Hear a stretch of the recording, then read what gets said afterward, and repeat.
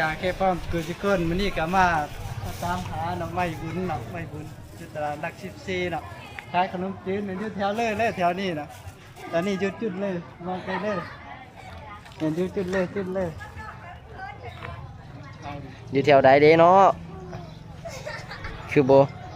บ่เห็นเนาะแม่นเราบ่อยู่บ่เนาะมาตามหาอยู่มื้อนี้บ่เห็น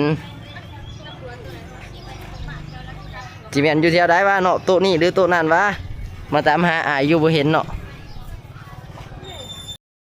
มื้อนี้กันก็สิมาพักคลิปนี้ก็สิพาถึงสมอีอยู่หลัก14เด้อสุกยาขี้คอกขี้คุยหลายเหตุการณ์ก็ทักทายสบายดีกันแด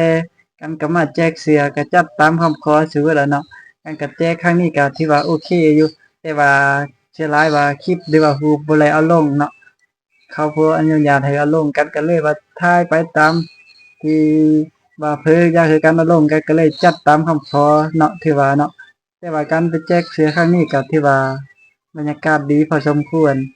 แล้วก็มีหลายคนว่าแจกคือเพิ่นคือบ่เอาลงก็ตามที่เว้าไปหั่นเนาะว่าเขาบ่อนุญาตให้เอาลงเนาะกันก็เลยว่าบ่ได้เอาลงให้สู่เบิ่งจังได๋ก็ฝากทุกคนกดติดตามกดไลค์กดแชร์กันเด้อมื้อหน้าสิไปแจกให้ขอบใจ